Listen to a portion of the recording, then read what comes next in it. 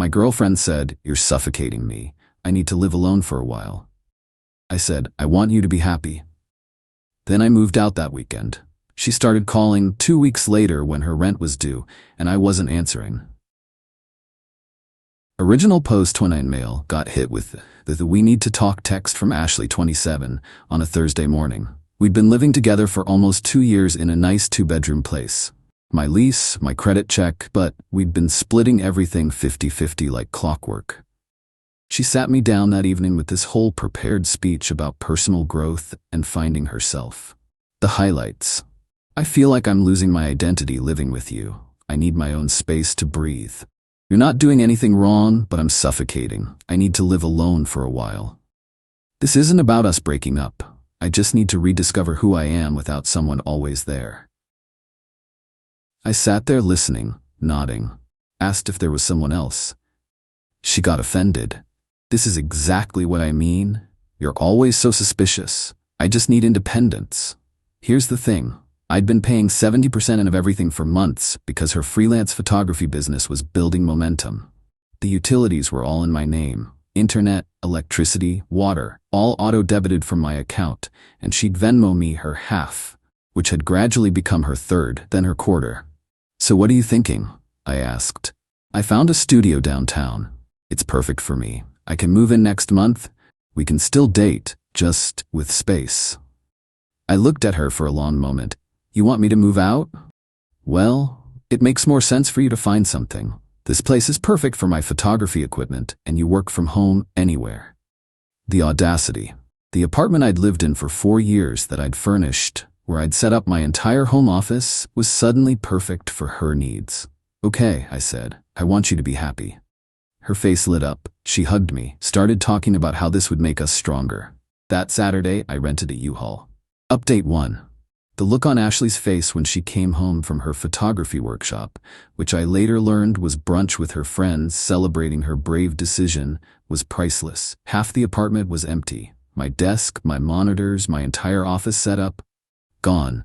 The living room TV, my gaming console, the coffee table I'd restored myself, gone. The kitchen appliances I'd bought, KitchenAid mixer, espresso machine, air fryer, gone. Even took the shower curtain because technically I'd bought that too. What are you doing?" She stood in the doorway, mouth open. "You need space to find yourself. I'm giving you all the space you need." I was carrying out the last box of my books. "But where are you going?" "Found a place, month-to-month lease across town." "You wanted to live alone, right?"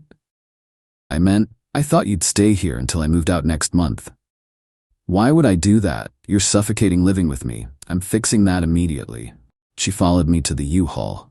"This is crazy. You can't just leave. Watch me." "What about the rent? It's due in 2 weeks. That's between you and the landlord. Your name isn't on the lease, remember? But I can't afford $2,400 by myself." Should have thought about that before deciding you needed independence. The text started that night. "This is so immature. You're punishing me for being honest about my needs. Real partners support each other's growth." I didn't respond. She wanted space, she got space. Sunday morning, I went back to get my mail and turn in my keys to the landlord. Explained I was breaking the lease, happy to pay the 2-month penalty. He was cool about it. Said he already had 3 applications for the place at $2,600. Ashley was there, had clearly been crying. "Please don't do this, let's talk." We talked. You made your needs clear. I'm respecting them. I didn't mean right now. When someone tells you they're suffocating, you give them air immediately, not on their timeline. She tried another angle. "Where am I supposed to go?" "You found a studio downtown, remember? Perfect for your photography. That's not available until next month, and it's at $1,800. Sounds like a you problem." The utilities were set to disconnect in 5 days when the billing cycle ended. I'd already set up everything at my new place. Smaller, but mine. Monday, her mom called. "Daniel, sweetie, Ashley's very upset. Can't you two work this out like adults?" "We did, Patricia. She communicated her needs, I respected them. But she has nowhere to go. She has the studio she picked out, plus she wanted independence. That includes being independent from my housing and financial support." "You're being cruel." "I'm being exactly what she asked for, absent from her space." Wednesday, got a text from Ashley's best friend Meredith. You're such in a hole. She's sleeping on my couch because of you. Didn't respond. Thursday, another text from Ashley. The landlord says I have 3 days to leave or he'll start eviction proceedings. Please come back. Can't. Suffocating you, remember? Friday, she showed up at my office building. Security called me down. We need to talk? She said, mascara smudged. You wanted space. Showing up at my workplace is the opposite of space. I made a mistake. No, you made a decision. Now you get to live with it, independently. The studio fell through. Someone else got it. Unfortunate. Meredith says I can only stay 2 more nights. Better start apartment hunting. With what money? I spent my savings on photography equipment last month. The equipment for your business that's building momentum? Use that momentum. She actually stomped her foot. You're destroying us over one conversation. You destroyed us when you decided I was suffocating you, but still wanted me to subsidize your independence journey. That's not how life works. I'll tell everyone what you did. Please do. Tell them how you wanted to live alone but expected me to keep paying for your housing. See how that goes. Security stepped forward. Miss, I need you to leave.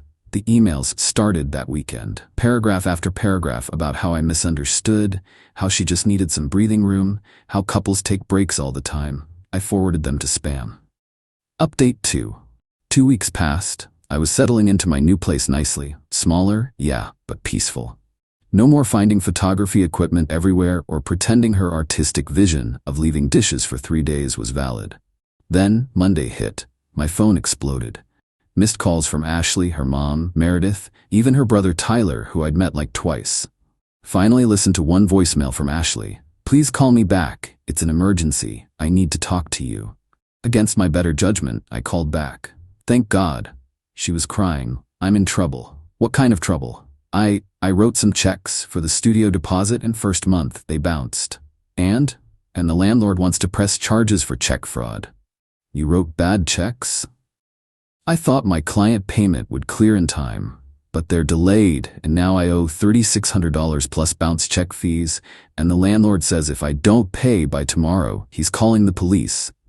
Sounds serious. Can you help me, please? I'll pay you back. With what money? Your business that's building momentum? Please don't be like this. I'm desperate. You wanted independence. This is what it looks like. I could go to jail. Better call a lawyer then, independently. I can't believe you're doing this to me. I'm not doing anything to you. I'm doing nothing, which is what you wanted. She went quiet. Then, you planned this. You wanted me to fail. No, I wanted you to succeed. You wanted me gone. You can't have both. I'll lose everything. You already threw away everything when you decided I was suffocating you.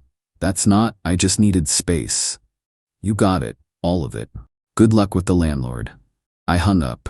The brigade started immediately. Her mom called from 3 different numbers, leaving increasingly unhinged voicemails about how I was letting her baby go to jail and how real men protect their women. Tyler texted, Bro, just help her out. She learned her lesson. Learned what lesson? That actions have consequences? Meredith went nuclear on social media. Some men really show their true colors when women ask for basic respect and space. Watching my best friend suffer because her ex is a vindictive monster. Narcissistic abuse, financial abuse. I didn't engage, but my buddy Kevin screenshot it and replied, didn't she dump him for suffocating her? Now she wants his money? Make it make sense. The comments turned into a war zone, half supporting her, half calling out the hypocrisy. Tuesday afternoon, Ashley texted, I pawned my camera equipment, got enough to avoid charges. Happy? Your independence, your choice. I hate you. You wanted space from me. Hate is just more space. Wednesday, got a call from an unknown number. Answered it thinking it might be work-related. Is this Daniel? Male voice. Who's this? Connor, I'm Ashley's friend, right? What do you want, Connor? Look, man, she's going through a rough time. Can't you help her out? Why don't you help her out, friend? We're not like that. Not like what? Together? Because her Instagram stories from 2 weeks ago suggest otherwise. Silence. Yeah, I know about you. The photography workshop that was actually you two at brunch? The client meetings at your apartment? She said you were broken up. We are now. Enjoy being her life raft. Oh wait, you just want the fun parts, not the responsibilities? He hung up. Thursday, Ashley sent a long email about how she'd been confused and Connor meant nothing and she realized she'd made a huge mistake. Deleted it. Friday morning, she was at my door, my new door. No idea how she found me. Please, 5 minutes. She looked rough, hair unwashed, same clothes as Tuesday, eyes red and puffy. 2 minutes. I messed up, I know that now. Connor was, God, he was nothing, just attention, validation, I don't know. You nuked our relationship for attention? I was scared, we were so serious, and I'd never lived alone, and I thought I needed to experience that, but I wanted you to be there when I was done experiencing it. You wanted me as a safety net. No, I wasn't ready for everything to be so real. But ready enough to take my money? She flinched. I didn't think of it that way. You never thought at all, you just assumed I'd always be there, wallet open while you found yourself. I love you. You love what I provided. Stability, security, a nice apartment, someone to handle the adult stuff while you played independent photographer. That's not fair. Fair? You want to talk about fair? You told everyone I was suffocating you, made me the villain. Then when I gave you exactly what you asked for, you tried to make me the bad guy for that too. I'm sorry. Cool. Your 2 minutes are up. Where am I supposed to go? Connor's? Your mom's? Meredith's? You burned through all those bridges? She started ugly crying. Please, I'll do anything. Do this. Leave. Don't contact me again. Figure out your life without me in it. You wanted independence? Congratulations, you're independent. I closed the door. Final update. It's been 3 months since I closed that door on Ashley. Figured I owed you all a final update on how this mess wrapped up.